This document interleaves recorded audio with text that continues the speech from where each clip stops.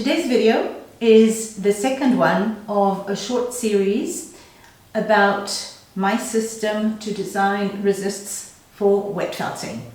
Last week we looked at how we can transfer the measurements from a 3D object to a 2D pattern. If you didn't have the chance to watch that video, please go back and watch it now, because it's very important to be able to understand what we're going to talk about today. So after designing your basic pattern, deciding on which wool to use, how thick to lay it out, which layout method and which filling methods you'd like to use, it's now time to make our sample. I've decided I would like to make a cover for one of these vases. Since it's made of glass, I'd prefer to choose an extra fine merino for my piece because it'll produce a light and delicate felt that goes well with glass. In terms of the surface decoration, I'd like to go for an ombre look with warm colors. And the traditional layout would be perfect since I don't need a particularly fine felt or a lot of elasticity. So I'm now ready to felt my sample. I'm starting with a fine layer of a 19 micron merino wool bat. Then I lay out 2 fine layers of 19 micron merino wool tops in 3 colors to create the ombre look.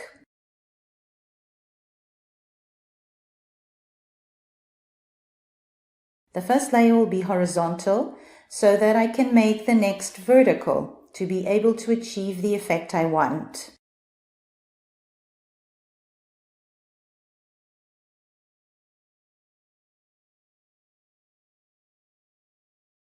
Now I'll lay a little bit beyond the initial color line, like this.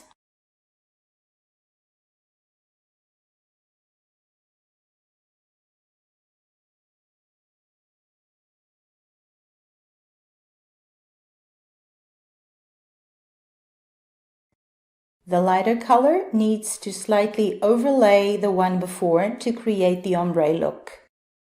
I cover the beige layer completely and again go a bit beyond the color line.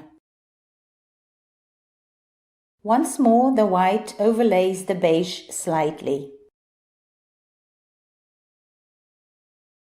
And then I cover the white layer completely.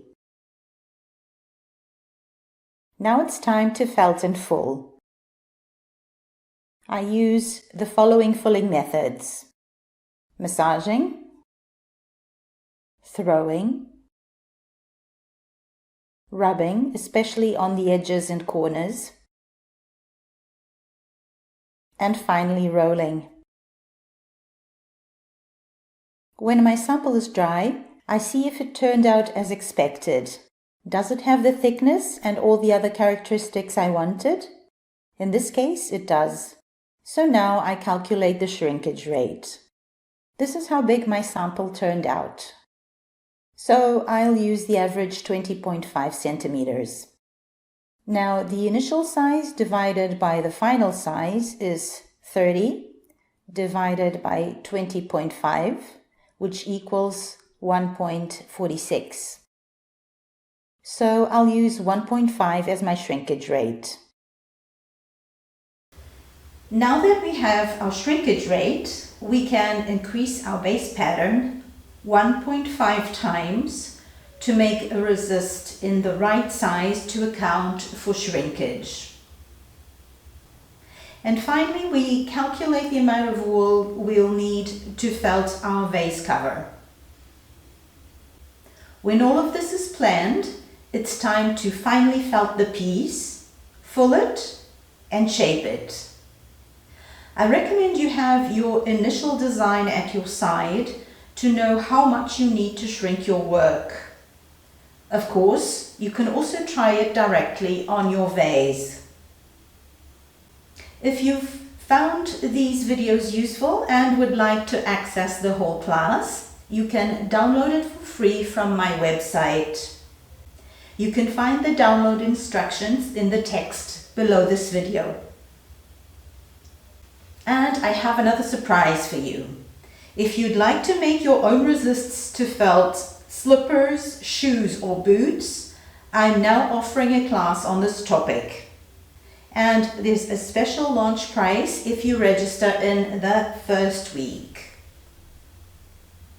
So make sure you check it out. Again, you'll find the instructions in the text below this video. And that's all for today. Thank you for watching, and I'll see you soon.